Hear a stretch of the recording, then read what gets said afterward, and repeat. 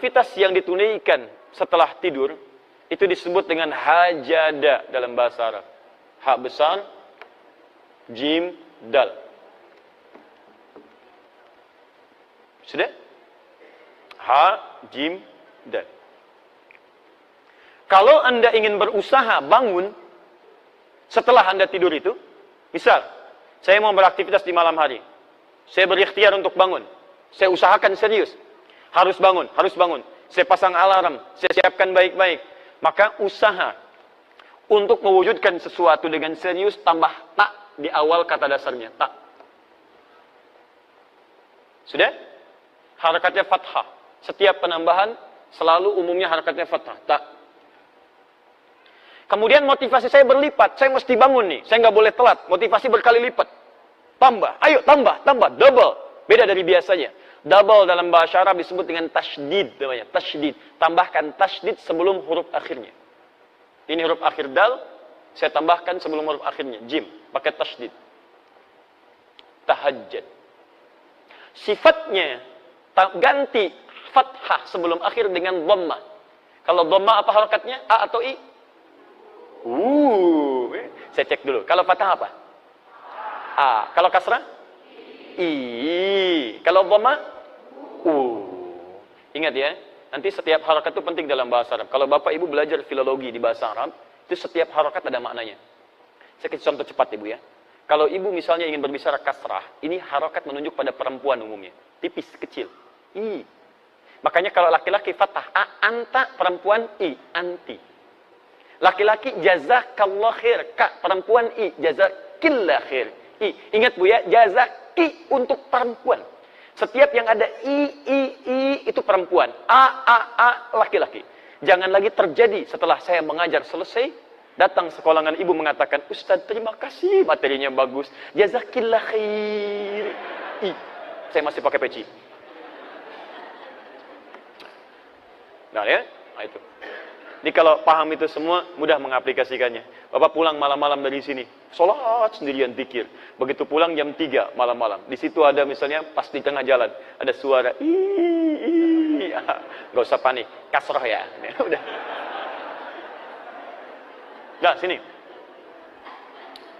Kalau ingin dirubah jadi sifat, dengan kesungguhan, ganti harakatnya jadi dhammah. Tahajud. Tahajud. Dah, lihat sini, lihat. Fokus ya. Salat yang ditunaikan di waktu malam, diawali dengan tidur, aktivitas yang ditunaikan di waktu malam, setelah tidur disebut dengan hajada. Kalau serius direncanakan, tambah ta di depannya, tahajada. Kalau motivasinya berlipat, tambah tasdid di atas huruf sebelum akhirnya, jadi tahajjud. Paham? Baik, fokus. Sifat kesungguhannya disebut dengan tahajud. Pakai tasdid, harakatnya diganti jadi dhammah. Saya kembalikan ke sini. Fokus lihat baik-baik, saya kembalikan. Salatnya siang atau malam? Malam disebut apa tadi? Malamnya sepenuh malam atau sebagian malam? Sebagiannya sebelum tidur, setelah tidur? Setelah. Kalau ingin mengatakan sebagian malam, bahasa cepatnya tambah min sebelum kata lailnya. Minal lail. Paham? Kalau lail sepenuh malam, kalau minal lail sebagian malam. Sekarang buka Quran surah ke-17 ayat 79, paling kiri sebelah atas. Saya ingin Anda paham dulu ini, setelah itu kita baca Qurannya. Nanti ada cara berbeda saat kita membaca Quran. Lihat sini. Sudah ditemukan? Paling kiri sebelah atas, Quran surah 17 ayat 79. Saya sarankan dalam setiap kajian, Anda siapkan mushaf ya, supaya kita agak nyambung. Wa minal laili fatahajjad bih. Ada? Lihat, wa minal lail, ada minnya. Masih ingat tadi kalau min itu sepenuh atau sebagian? Sekarang perhatikan cara mengartikannya. Wa minal lail, kata Allah, dan dari sebagian malam itu. Saya nggak tuntut Anda mengerjakan sepenuh malam, kata Allah, nggak usah, sebagian malam aja. Silahkan kamu istirahat dulu, tidur dengan nyaman dulu, lalu fatahajjad bi. Lalu, ingat, Allah tidak mengatakan hajat, fahajat, bukan, tapi pakai ta. Ta, ketika menggunakan ta, masih ingat tadi, ta menunjuk pada suatu rencana yang serius, dengan persiapan yang baik, dengan usaha yang baik. Alhamdulillah. Perhatikan, Fatahajjad bi, tahajjud. Maka rencanakanlah, siapkanlah dengan serius untuk bangun di sebagian malam itu. Jadi kalau Anda ingin tunaikan tahajud, kata Quran, jangan cuma sekedar bangun. Kalau cuma bangun, jangankan Anda, orang nonton bola pun bangun dia. Coba silakan, yang paling serius. Orang mau nonton bola aja begitu serius. Malam nih, malam, MU ketemu Sevilla nih. Oh, siapin. Jamnya jam berapa? Jam setengah 3 waktu Indonesia. Pasang alarm sampai 3 kali, Pak. 3 kali, dari setengah 2. Setengah 2, 1.30, 1.45, jam 2. Alarm pertama, matikan alarm kedua. Alarm kedua, matikan alarm ketiga. Itu untuk nonton bola. Hasilnya kosong-kosong. Ya. Dan saya nggak nonton, nggak ada kerjaan. Ya. Fokus lihat sini, lihat. Jadi ada orang yang untuk aktivitas dunia saja, dia begitu serius. Makanya Allah tantang kita, hei kamu, kenapa untuk mengejar akhirat kamu tidak serius? Kenapa cuma sekedar bangun? Kalau pengen tahajud, kamu siap-siap dulu, rencanakan jam berapa mau bangun. Tadi, ibu mau sholat jam berapa contoh? Jam berapa mau sholat? Halo? Setengah 3. Jam berapa? Setengah 3. 2.30. Kalau Anda mau sholat jam 2.30, berarti kan mustahil bangunnya jam 2.30. Sholatnya jam 2.30. Pasti bangunnya sebelum 2.30. Jam berapa bangunnya? Belum tentu. Kan Anda harus melalui 5 fase tadi. Saat bangun, duduk dulu. Ingat, tanpa disadari. Duduk dari bangun malam itu beda dengan duduk biasa. Anda mungkin cuma begini, tapi begitu melihat jam sudah 30 menit tuh. Kalau nggak percaya silakan bangun malam, duduk dulu begini. Begitu duduk, lihat jam 2.30. Belum yang kedua, hilangkan bekas ngantuk. Belum yang ketiga, 10 ayat terakhir Ali Imran. Kalau hafal, kalau enggak cari mushaf dulu kan. Silakan cek. 4 belum berdoa, 5 belum wudu. Apa dari situ langsung wudu? Kan pergi kamar mandi dulu. Kamar mandi baca doa dulu, wudu dengan sempurna, gosok gigi dulu, balik lagi pakai pakaian. Berapa waktu yang dibutuhkan? Halo? Bukan iya, berapa lama? Misal 40 menit, misal 2.30 kurangi 40 menit jam berapa? Jam 1 lewat 50. Artinya, Anda kalau ingin sholat jam 2.30, Anda mesti siap bangun jam 1 lewat 50. Makanya wajar, tadi ada kalimat Nabi bangunnya setengah 2. Kalau dikonversi ke sekarang. Karena ada siap-siap dulu, macam-macam dulu. Nah, sekarang persoalannya, Bapak tadi Ibu tidur jam 9. Kalau dibalik, Ibu jam 9, Bapak jam 10. Rata-rata tidur berapa jam? 6 jam. Ada yang lain? 6 jam, baik. 1.30 kurangin 6 berapa? Ayo berapa? Jam 8. Ya?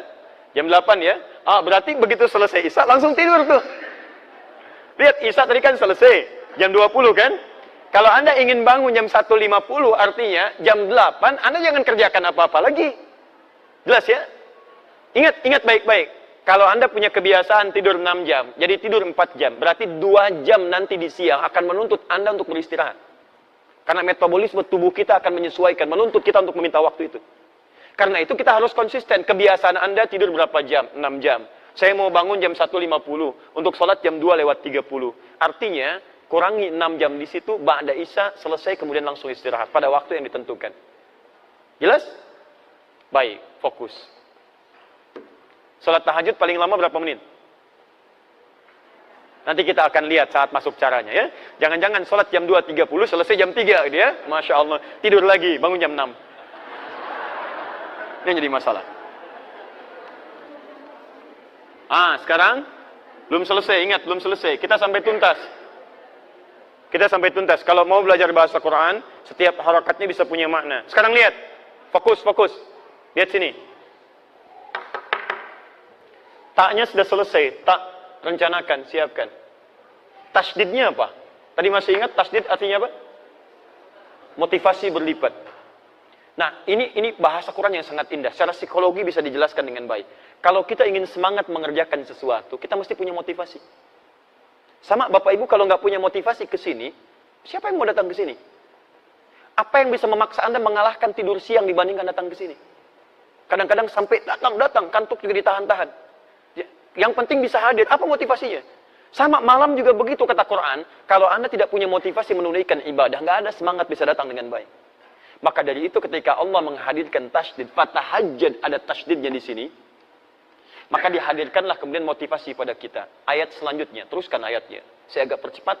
Orang yang merencanakan tahajud dan dia tunaikan dengan sempurna, selain mendapatkan keutamaan yang tadi saya jelaskan, ditambah oleh Allah dengan 4 keutamaan lain.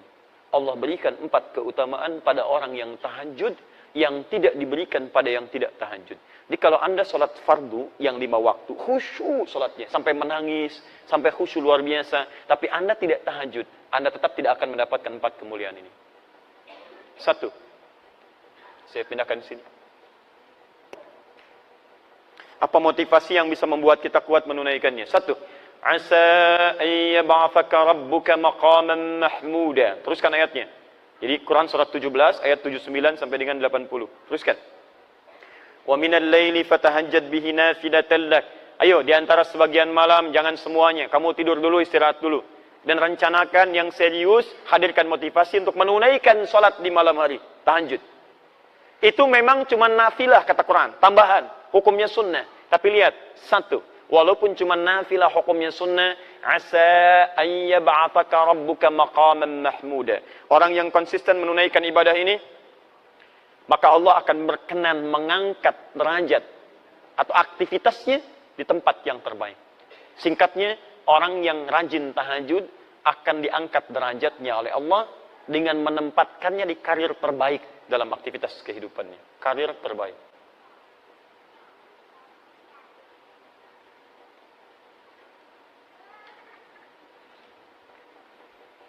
Jadi ada maqam mahmuda, itu berbeda. Kalau maqam, itu sifatnya umum. Ya. Nilai kebaikannya bisa dipandang mulia, tapi juga bisa dipandang dipersoalkan oleh orang lain. Misal, Bapak naik posisi. Misalnya ada promosi jabatan jadi direktur. Naik ya, karirnya naik. Berarti dapat maqam tuh, dapat kedudukan. Apakah kedudukan yang dititipkan oleh Allah pada Anda bisa otomatis membuat orang lain senang? Belum tentu. Kok dia yang diangkat ya? Padahal dia baru masuk kemarin. Dia junior saya dan sebagainya. Nah, itu maqam. Tapi ada yang kedua. Begitu orang ini diangkat, semua mengatakan memang dia yang layak untuk mendapatinya. Dia yang layak. Sulit bagi orang mempersoalkannya. Mau cari celah nggak bisa. Karena semuanya sudah menutup celah-celah keburukannya. Bagus tuh. Nah, itu yang disebut dengan maqam mahmudah. Susah. Mau dihapus aja susah. Mau dibolak-balik papan tulisnya nggak bisa tuh. Ya. Pas di situ. Misal, itu maqaman mahmuda. Nggak apa-apa. Sudah? Baik, jadi orang yang rajin tahajud, ini nasihat saya. Orang yang rajin tahajud, ditunaikan dengan benar, maka hal pertama yang Allah anugerahkan kepada kita, apapun aktivitasnya, Allah akan tempatkan di tempat yang terbaik dalam kehidupannya. Misal, kalau Anda misalnya pengusaha atau berbisnis atau apapun dalam kehidupan, termasuk ibu misalnya beraktivitas, maka Allah akan tempatkan di tempat terbaik menurut Allah, bukan menurut manusia. Kalau menurut manusia begini, posisi yang terbaik, manajer atau direktur? Bu, oh ibu langsung direktur itu ya. Baik. Direktur, alhamdulillah. Sekarang pilih mana bu? Direktur gajinya misalnya, taruhlah 200 juta sebulan. Tapi maaf, kesulitannya meningkat. Sulit sholat, banyak rapat, ya, kemudian mohon maaf aktivitasnya jadi melebar, ya, aktivitas bahkan dekat dengan maksiat. Kalau dulu misalnya, ya, mohon maaf ya, mainnya tenis, sekarang sudah golf, ya, yang dilihat sudah lain, yang dipukul sudah lain, yang nemani sudah lain. Kalau dulu yang ngantar-ngantar bawa mapnya laki-laki, sekarang direktur, sekretarisnya perempuan, misal. Atau manajer, gajinya beda sedikit lah, 100 juta misalnya. Sholatnya enak, nyaman. Jumatan juga nyaman, masih bisa ikut tausiah. Aktivitas bisa menghindar dari banyaknya maksiat. Ibu pilih mana sekarang, manajer atau direktur? Ah, sudah. Baik, ganti lagi Bu, ganti supaya paham betul. Manajer dengan pegawai biasa. Manajer levelnya gaji 100 juta. Masya Allah, tapi sholat susah, Jumatan susah, pengajian susah. Baik, peluang maksiatnya tinggi, gaulnya itu sudah mulai meningkat. Pegawai biasa, turunkan, gaji cuma 1 juta. Sholatnya enak, nyaman. Jumatan bisa, taklim lancar, maksiat tertinggalkan. Ah, ibu pilih mana? Manajer 100 juta, potensi maksiat tinggi, pegawai biasa 1 juta dekat dengan Allah. Ayo.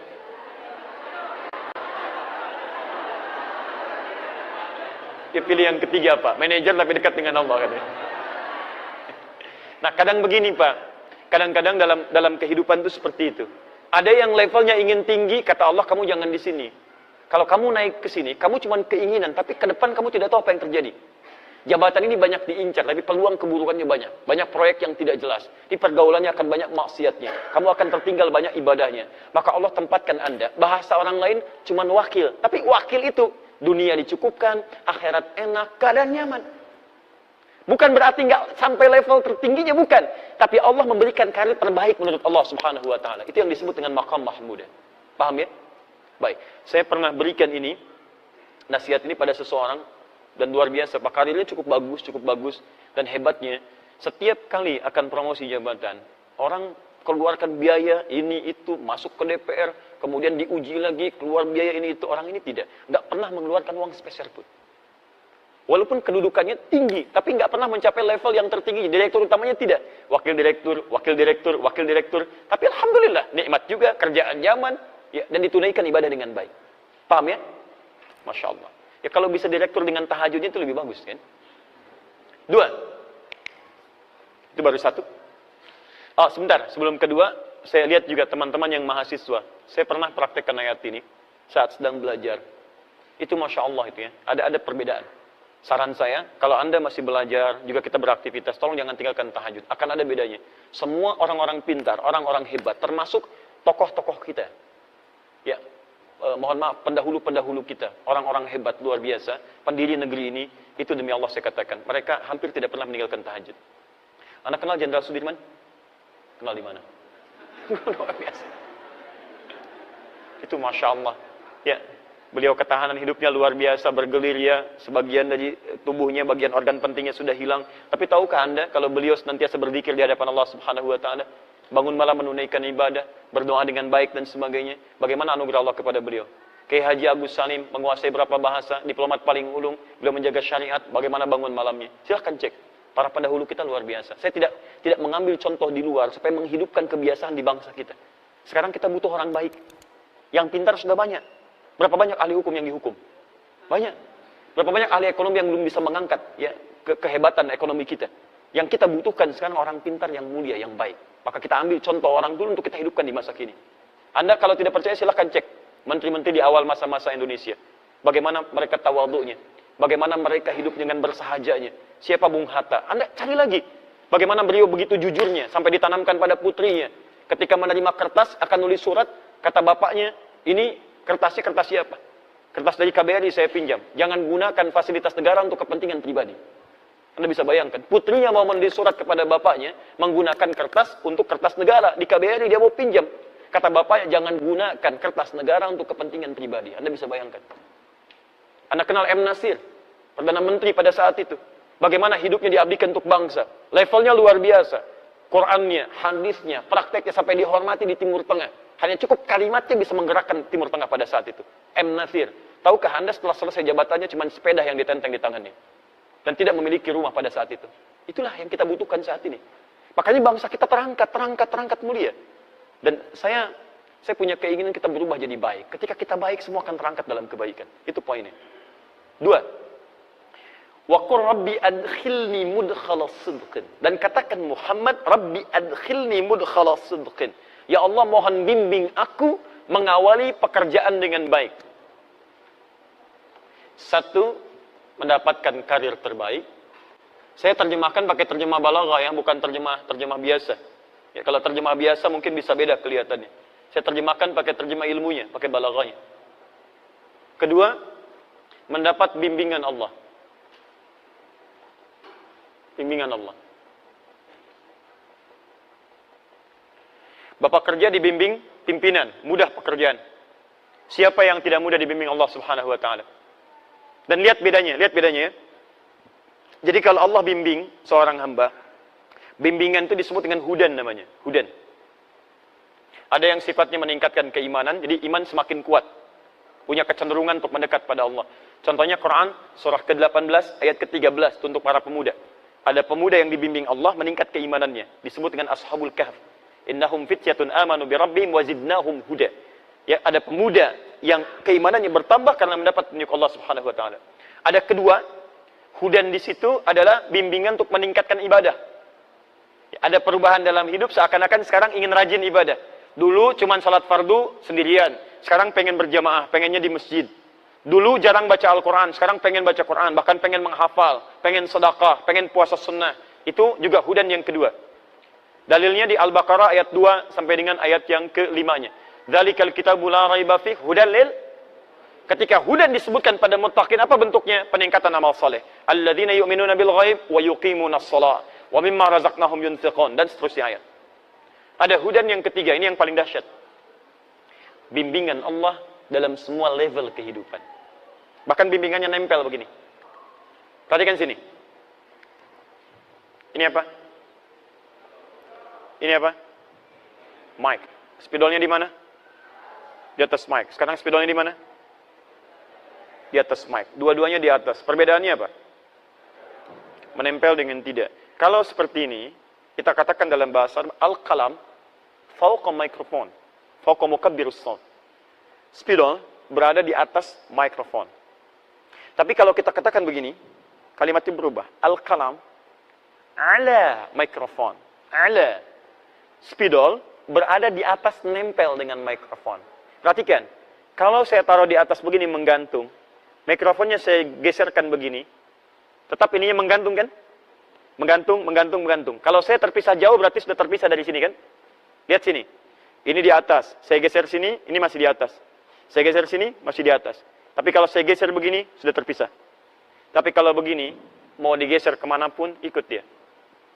Ada orang-orang yang menempel dengan bimbingan Allah Subhanahu wa ta'ala. Nempel. Di kemanapun dia berada, bimbingan Allah menyertai dalam kehidupan. Ala. Bimbingan disebut hudan, pedoman. Yang menempel disebut dengan ala. Quran surah kedua, ayat yang kelima. Paling kiri sebelah bawah. Ulaika ala hudan. Bukan fauqa hudan. Ala hudan min rabbihim. Ada orang-orang yang berikhtiar mengerjakan amalan-amalan sampai melekat padanya bimbingan Allah Subhanahu wa ta'ala. Siapa di antara orang-orang itu? Kalau ingin jalan pintas, dekati Allah lewat tahajud. Asa ayyab'atsaka rabbuka maqaman mahmuda wa qur rabbi adkhilni mudkhalas sidqin. Ya Allah, mohon masukkan aku dari tempat awal yang baik. Maksudnya bimbing saya setiap mengerjakan aktivitas. Bukan cuma bekerja, Pak, bukan cuma belajar, bukan cuma di rumah tangga, Bu. Lihat sini. Bukankah kita saat bangun tidur mata mulai melihat? Ada orang yang ketika melihat langsung dibimbing oleh Allah bagaimana cara melihat yang baik. Makanya mata orang yang dibimbing oleh Allah tidak akan pernah melihat yang tidak baik. Begitu melihat yang tidak baik, dia palingkan. Coba Anda saat bangun tidur apa yang dilihat? Hah? Belum tentu, bisa handphone. Lihat, oh ada WA masuk nggak malam ini? Baru bangun sudah handphone yang dilihat. Apakah ketika Anda melihat handphone semua gambar di situ baik-baik? Ada iklannya, ada yang tidak baiknya. Begitu Anda melihat yang tidak diperkenankan oleh Allah, begitu dilihat, Allahu Akbar, astagfirullah, sudah, cari, palingkan. Anda di jalan, berapa banyak gambar-gambar yang terbuka auratnya, gambar yang tidak baik. Kalau mata kita dibimbing oleh Allah, seketika kita palingkan. Dan hebatnya nanti, mata ini akan senang pada yang mulia saja. Melihat orang sedang baca Quran, kapan saya bisa membaca seperti itu? Melihat orang ikut ta'lim, ya Allah, saya belum ada kesempatan. Ya Allah, dekatkan saya pada tempat yang mendekatkan saya pada ta'lim. Terus, dan indah. Begitu melihat maksiat, astagfirullah, palingkan. Telinga begitu. Dengar yang baik, dekat. Dengar yang tidak baik, jauhi. Sampai ke ujung kaki. Dan hebatnya, Pak, ini. Terutama tangan. Mustahil bisa berbuat maksiat. Anda bekerja. Pertanyaan saya, berapa kali organ tubuh kita berbuat maksiat dalam hidup? Ibu sih judulnya taklim. Tapi berapa kali dalam taklim membicarakan orang lain? Saya tidak, Ustaz. Alhamdulillah. Tidak seperti ibu itu tuh. Sama. Sama. Berapa kali pelaku taklim saling mencela satu dengan yang lainnya? Bikin status yang tidak baik. Jangan bicara yang umum-umum lah. Yang taklim aja dulu. Katanya taklim, merubah diri lebih baik. Tapi kenapa setelah taklim jadi semakin tidak baik? Orang dulu jahiliyah banyak bertengkar. Setelah taklim rukun.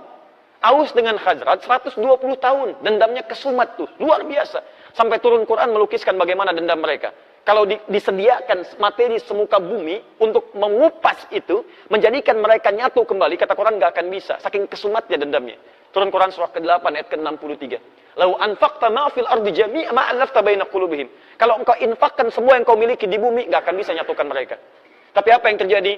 Allah yang menyatukan mereka dengan risalah Al-Quran. Diajarkan oleh Nabi, dipersatukan lewat sunnah Nabi. Quran, sunnah yang musuhan 120 tahun bisa selesai pada saat itu. Anda baru ikut ngaji Quran, sunnah, 12 menit langsung mencela orang lain. Kenapa? Apa yang salah gitu? Coba cek lagi teman-teman sekalian. Dikembalikan. Quran itu membuat kita lembut. Kalau memang buruk, wajar untuk dicela. Keburukan wajar dicela. Tapi celaan itu menghadirkan kebaikan dalam kehidupan. Bukan penjauhan. Assalamualaikum. Besok aja ya. Besok aja. Kok nggak dijawab? Beda manhaj. Ya, tapi kita tidak perlu mencela orang lain. Artinya ada evaluasi untuk kita semua. Antum jangan mencela juga. Kalau mencela apa bedanya? Apa bedanya? Di celaan jangan dibahas dengan celaan. Ada celaan kita doakan dengan baik. Kita ajak dalam kebaikan, ajak dengan kelembutan. Dan jangan paksa orang. Tugas kita hanya mengingatkan, bukan memaksa. Nabi saja turun ayat, fadzakir innama anta mudzakir. Muhammad ingatkan, tugas kamu mengingatkan. Lasta alaihim bimusaitir, bukan paksa orang. Jadi kalau kita bukan Nabi paksa orang, artinya ada yang salah dalam kehidupan kita. Paham ya? Halo, kenapa jadi muram begini? Tiga. Saya sederhana. Kalau ada yang kurang baik dari saya, tinggalkan. Ada yang baik, silahkan ambil. Dan saya pun tidak paksa. Kalau ada bermanfaat, silahkan. Tidak baik, tinggalkan. Cari guru yang lain yang lebih baik mengajarkan, insya Allah. Sehingga hati kita tenang. Jangan sampai belajar, tapi hati nggak tenang. Ya. 3. Wa akhrijni mukhrajas sidqin. Diberikan solusi terbaik saat ada persoalan. Solusi terbaik. Masya Allah. Luar biasa. Tidak ada orang yang tidak punya masalah dalam kehidupan. Semuanya punya masalah. Tapi ada orang-orang yang sebelum mendapatkan masalahnya, sudah diringankan masalahnya oleh Allah Subhanahu wa Ta'ala. Bukan nggak punya masalah, masalahnya sama. Coba lihat, saya tadi barusan mau ke sini Pak Bu. Macet Pak Bu. Kita lewat tol tadi, macet. Luar biasa. Dan bukan cuma saya mengalami kemacetan, banyak orang macet juga. Tapi apakah semua orang yang mengalami kemacetan punya sikap yang sama menyikapi kemacetan? Tidak. Ada yang saling klakson, ada yang ngosenggolan, ada yang saling berselisih dengan kata-kata, ada yang saling macam-macam. Tapi tidak sedikit juga yang santai aja. Mau ngapain? Mengeluh juga tidak menyelesaikan persoalan. Apakah dengan klakson macet selesai? Hah? Apakah dengan bikin status macet selesai? Ceklik, macet. Tetap aja macet. Silahkan cek. Ada orang-orang yang hatinya justru diberikan ketenangan oleh Allah. Dikasih macet.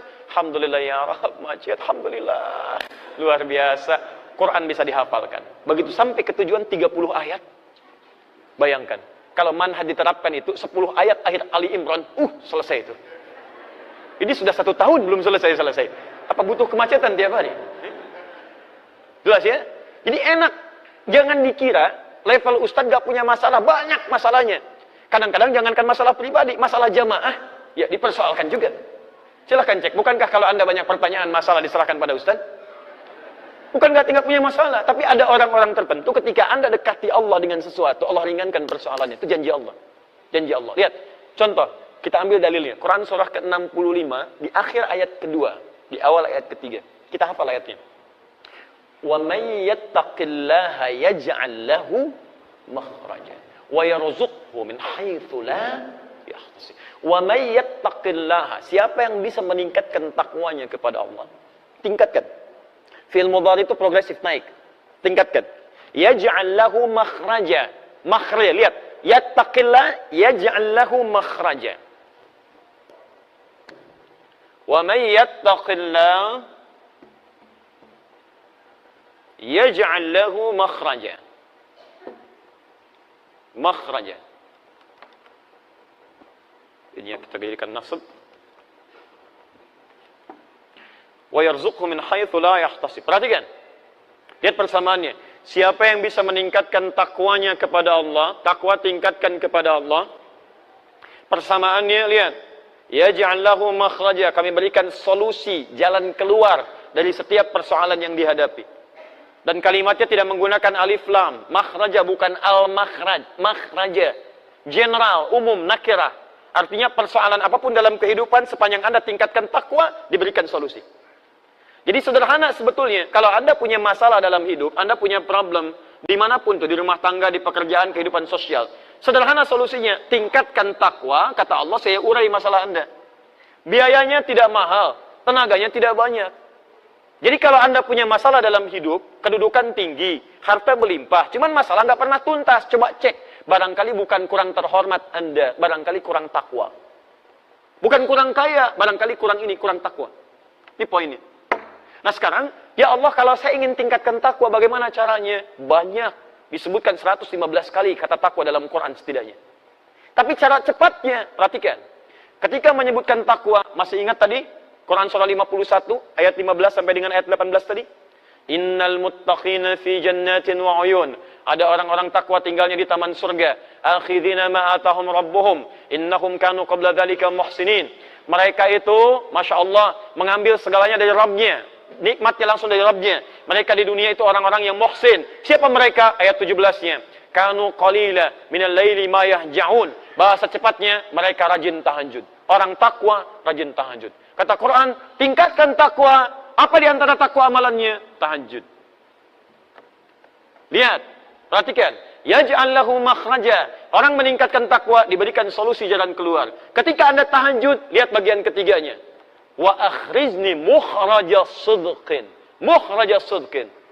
Asa ayyab'atsaka rabbuka maqaman mahmuda. Wa qur rabbi adkhilni mudkhala sidqin wa akhrijni mukhraja sidqin.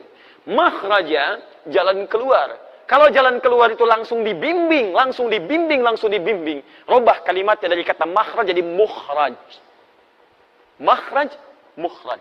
Orang rajin tahajud dibimbing Allah Subhanahu wa taala. Ketika punya masalah, bukan cuma dia yang berikhtiar untuk menyelesaikannya, tapi Allah langsung berikan bimbingan. Begini jalan keluarnya. Ini ambil, ini tinggalkan. Jangan bersedih, tanamkan keyakinan. Nabi pernah berusaha menghafal Quran dengan ikhtiarnya. Jadi begitu ayat Quran turun, itu beliau punya keinginan cepat menghafalkannya. Cepat, cepat, cepat, cepat. Tapi apa yang terjadi? Allah berikan solusi. Bahkan langsung turun ayat Quran surah ke-75.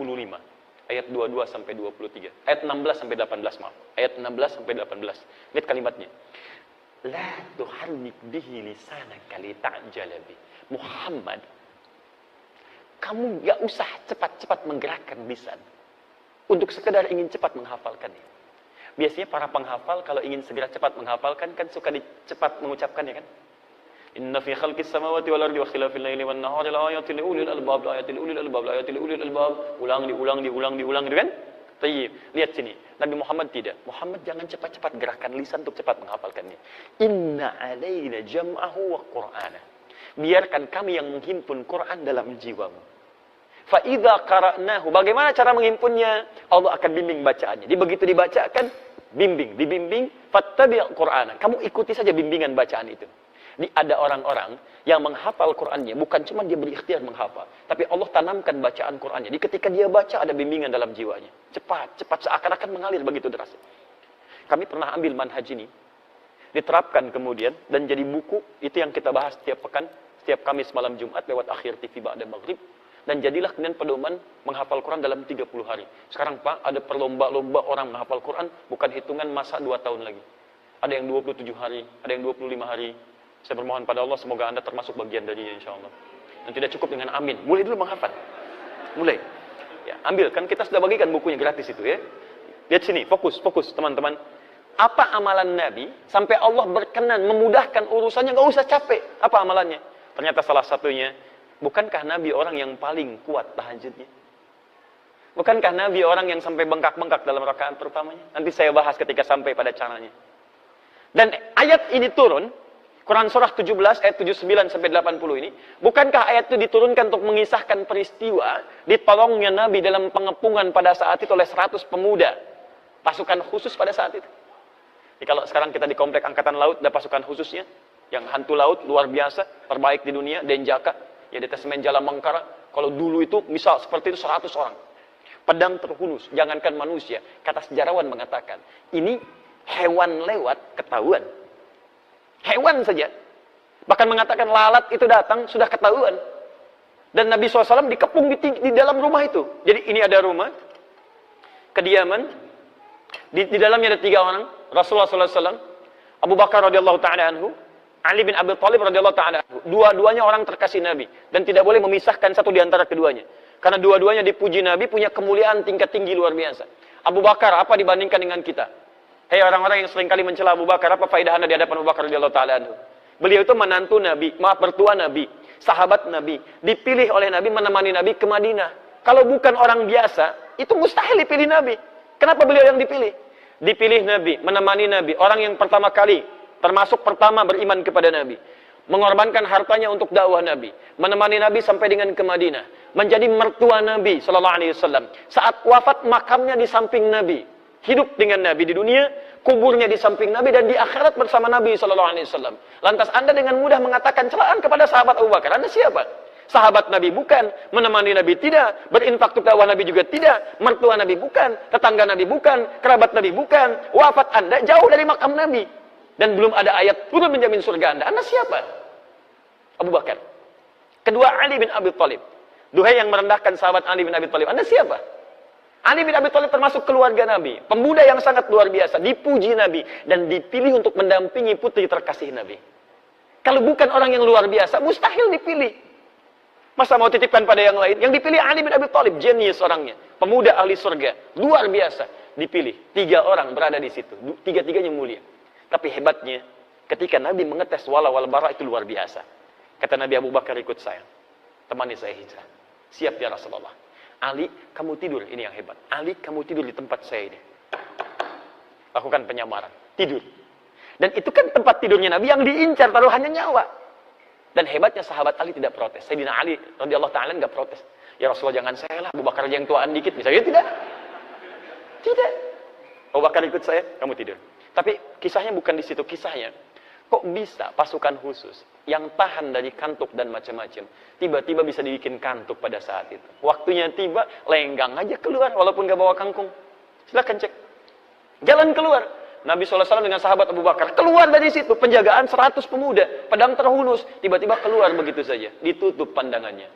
Ditutup. Apa yang bisa menyebabkan itu? Ayat-ayat yang turun tentang peristiwa tadi. Di antaranya ayat-ayat tahajud. Wa akhrijni mukhrajas sidqin. Allah yang langsung bimbing Nabi keluar dari tempat pengepungan itu. Jadi kalau Anda, mohon maaf teman-teman sekalian, ayat ini turun kalau kita ambil kaidah asbabun nuzul, al-ibratu bi umumil lafzi la bi khususis sababi. Hikmah dari ayat, hukumnya jangan dilihat dari asbabun nuzulnya, tapi dilihat dari keumuman makna ayatnya. Artinya, Allah ingin menyampaikan, kalau Anda sedang dikepung oleh persoalan kehidupan, membuat Anda tertekan, membuat Anda seakan-akan punya perasaan gelap, seakan-akan lemah dan sebagainya, ahli tahajud akan dilindungi oleh Allah Subhanahu wa taala. Tunjukkan pada saya pekerjaan mana yang Anda kerjakan gak ada saingan. Kadang-kadang ada yang ingin menyingkirkan, menyungkurkan jahat terhadap Anda. Salah satu caranya, Anda bangun malam, dekati Allah Subhanahu wa taala. Kalau sudah dekat dengan Allah, siapa yang bisa mengalahkan Allah dan berani berperang dengan Allah Subhanahu wa taala? Paham ya? Terakhir. 4. Waj'alni min ladunka sultanan nasira. Saya mohon maaf ya, lebih sedikit dari 2:30 ya, untuk menyempurnakannya dulu. Waj'alni min ladunka sultanan nasira. Dan mohon ya Allah, jadikan untuk saya pertolongan langsung darimu. Jadi kalau yang tadi dibimbing, diberi solusi, kalau yang keempat ditolong langsung oleh Allah tanpa perantar. Ahli tahajud mendapat perlindungan langsung dari Allah Subhanahu wa taala. 3 hilang, 1 datang.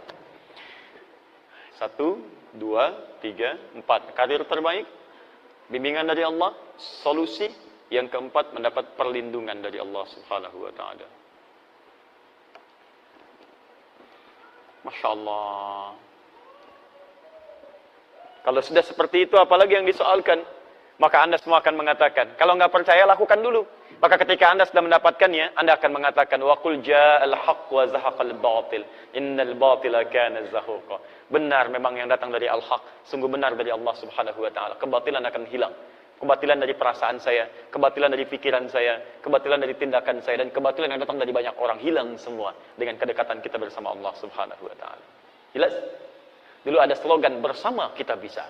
Ahli tahajud beda, bersama Allah kita bisa. Paham ya? Jangan dipotong video saya, mohon teman-teman di media sosial dan sebagainya. Ini khusus bahasan tahajud, bukan yang lain.